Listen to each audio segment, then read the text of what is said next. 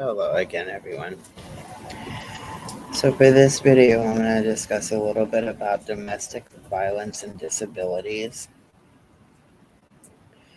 In the US, 1 in 4 adults have a disability of some kind, the most common being a disability that affects mobility.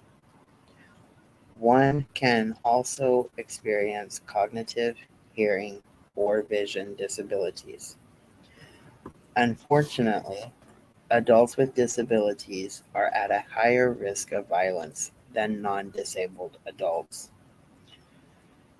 Some estimates show that they are twice as likely to be victims of violent crimes and 3 times as likely to be sexually assaulted.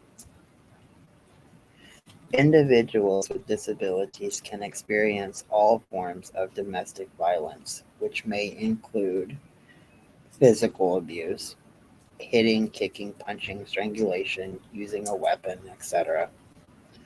Psychological, emotional, verbal abuse, name calling, degradation, stalking, threats of violence, isolation, etc.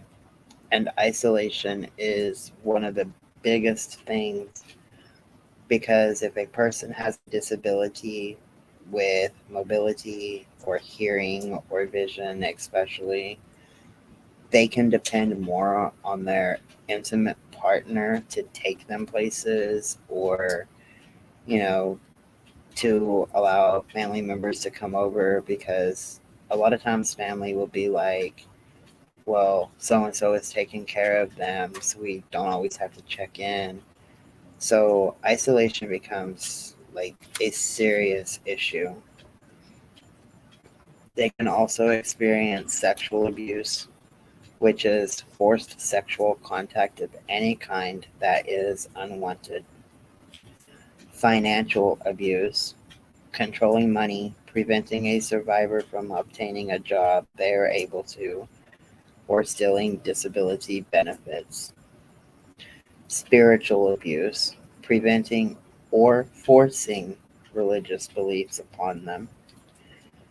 Disabled persons are vulnerable to financial fraud by exploitative individuals, which can include their partner or other support persons or family members. This can include scams over the phone, email, or in person. It's important to state that when we hear domestic violence, we always jump to an intimate partner. But domestic violence can also be from family members or like a roommate that lives with them, somebody that's supposed to be there to help them.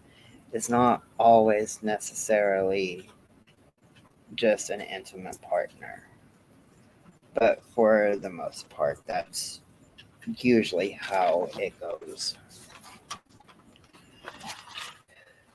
An abuser could convince a disabled partner to grant them financial power of attorney in order to control their money.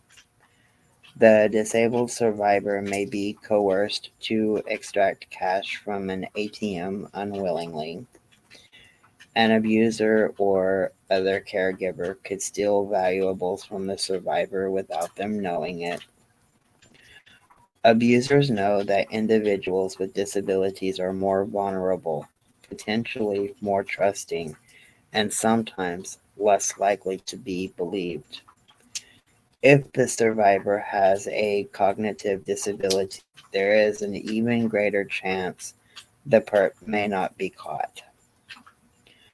Abusers target disabled individuals because this population is more vulnerable and less capable of escaping or defending themselves. As a result, once an abuser and victim are entwined in a relationship, it can be even harder than normal for a survivor to recognize this abuse and escape it.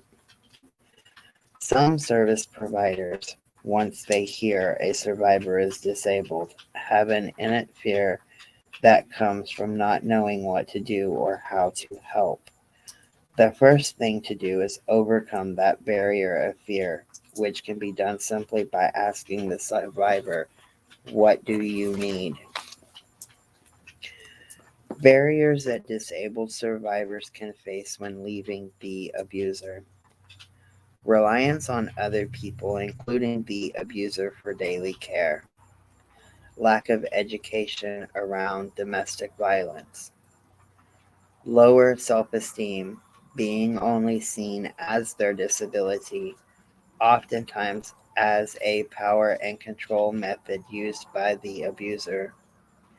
This can also include gaslighting, in which the abuser makes them believe what's happening isn't actually abuse.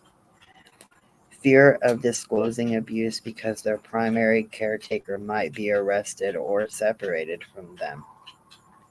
Financial dependence on their abuser, which involves a fear of having nowhere else to go and no means to support themselves or continue medical care for themselves if they separate from the abuser. Difficulty in reporting abuse due to inability to communicate, leave the home, or access to the internet.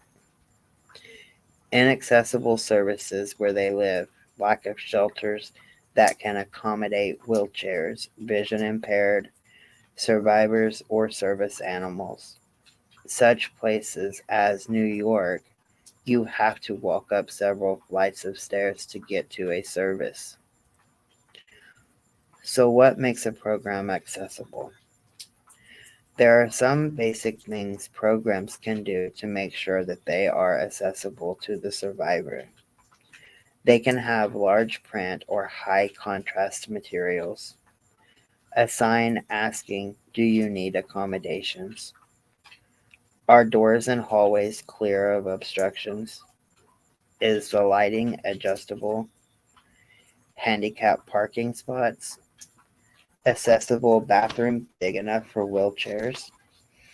Is the entrance accessible to people with mobility issues? Are intercom buzzers on doorbells no more than 4 feet from the ground?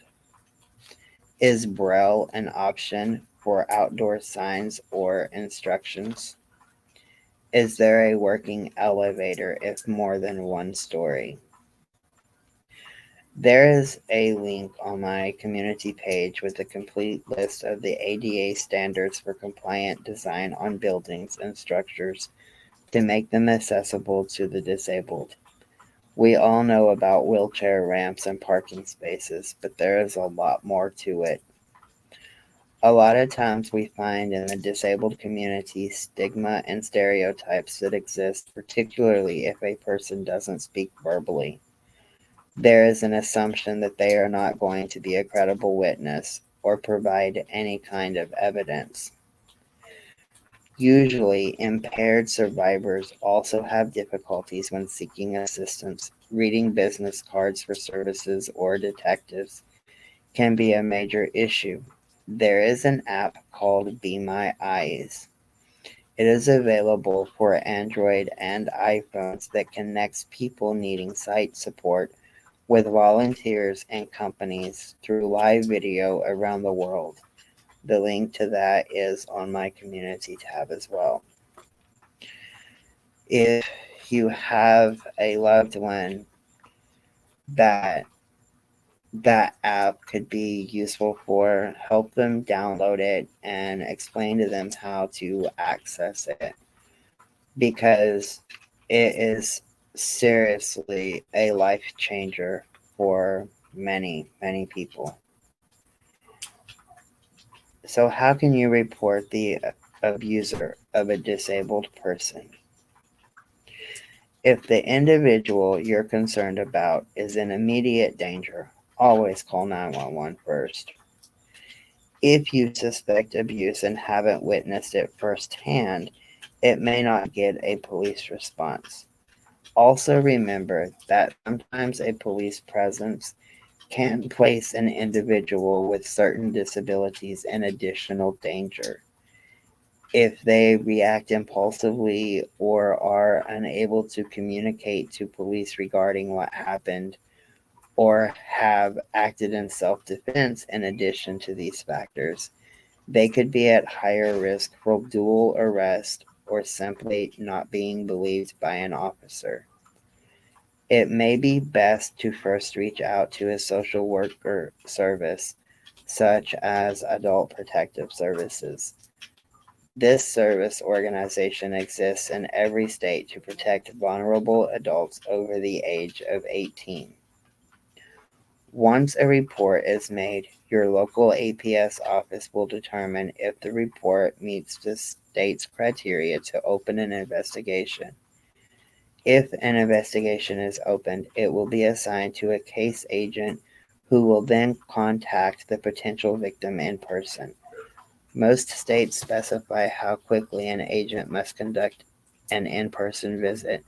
Some states require it within 24 hours, while others are between 1 and 5 days. If reporting to APS is something that you're not comfortable with, there are other organizations that may be able to give you advice on how to help your loved one or directly help your loved one leave the abusive situation. And those links can also be found on my community page.